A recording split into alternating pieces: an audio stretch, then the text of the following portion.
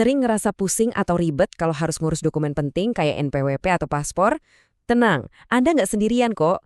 Nah, di sini kita bakal kupas tuntas gimana caranya ngurus dua dokumen ini dengan panduan paling baru. Dan percayalah, ini jauh lebih gampang dari yang kamu bayangin. Jujur aja deh, dengar kata dokumen pemerintah tuh kadang udah bikin kita males duluan ya kan? Yang kebayang tuh pasti formulir numpuk, antri panjang, sama info yang simpang siur. Aduh, rasanya kok rumit banget ya.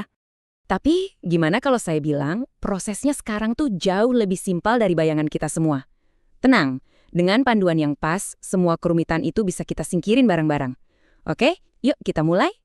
Oke, kita mulai dari yang pertama ya. NPWP alias nomor pokok wajib pajak. Dokumen yang satu ini tuh penting banget loh buat macam-macam urusan, mulai dari kerja, urusan bank, sampai beli properti. Nah, kita bakal bahas cara bikin NPWP buat pribadi, dan nanti kita intip sedikit juga buat yang punya usaha. Dan ternyata syaratnya tuh simpel banget loh. Buat kita WNI pada dasarnya cuma butuh 3 hal. KTP yang masih berlaku, email yang aktif, sama nomor HP yang aktif. Udah, itu aja. Beneran, nggak ada lagi tuh tumpukan dokumen yang bikin pusing. Nah, untuk bikinnya kamu punya 2 pilihan, online atau offline. Jelas ya, yang paling enak tuh online lewat situs resminya DJP. Kenapa? Ya karena bisa dikerjain dari mana aja, sambil rebahan di rumah juga bisa. Kalau mau offline sih masih bisa, tapi ya itu artinya kamu harus datang langsung ke kantor pelayanan pajak. Yuk, kita bedah langkah-langkahnya. Proses online ini benar-benar straightforward. Pertama, kamu buka situs DJP, terus bikin akun. Habis itu, cek email buat aktivasi. Udah, login lagi, isi data diri kamu selengkap-lengkapnya, terus unggah hasil scan KTP.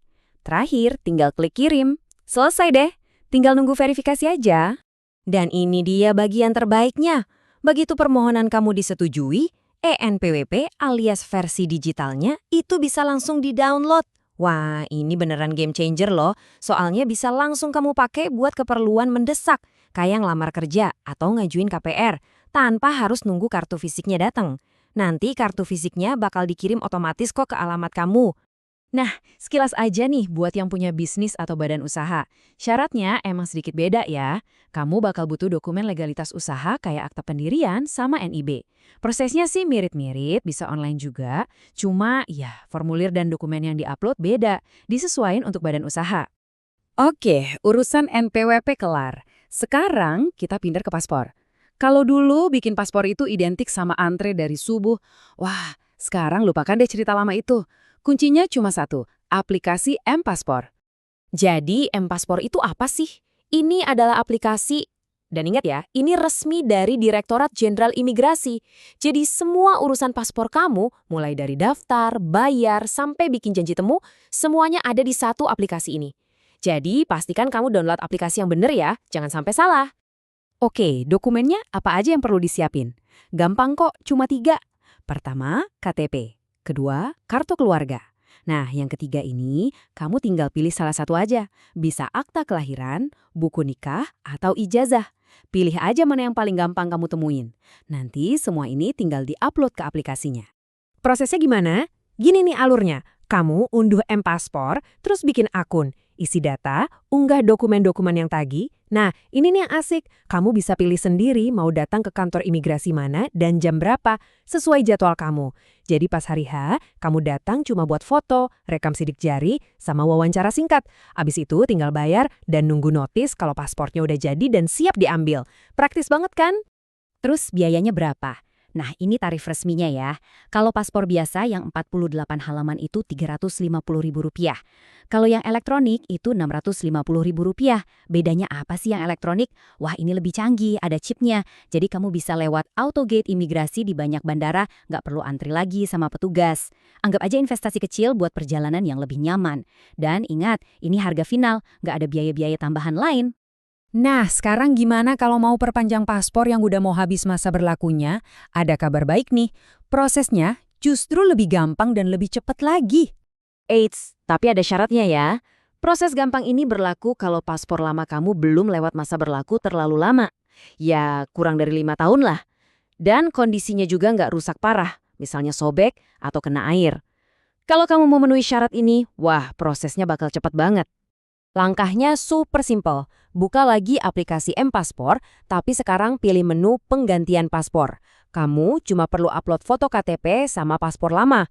Terus pilih jadwal kedatangan. Nah, pas di kantor imigrasi, bedanya adalah kamu nggak perlu wawancara lagi. Cuma foto sama rekam biometrik aja. Abis itu tinggal bayar dan tunggu paspor baru kamu jadi. Jauh lebih satset kan? Oke, sebelum kita selesai, yuk kita rangkum beberapa poin paling penting yang wajib kamu ingat selama proses ini. Anggap aja ini rangkuman kuncinya. Ini yang paling penting. Nomor 1, bikin NPWP itu 100% gratis. Nggak dipungut biaya sepeser pun, baik itu buat pribadi atau usaha. Kalau paspor, biayanya ya cuma tarif resmi yang tadi kita bahas. Catat ya, jangan pernah bayar lebih ke siapapun untuk alasan apapun. Terus beberapa tips terakhir nih. Pertama, selalu pakai channel resmi ya, situs DJP dan aplikasi M-Paspor. Ini penting buat menghindari penipuan. Kedua, simpen semua bukti pendaftaran dan pembayaran, jaga-jaga aja.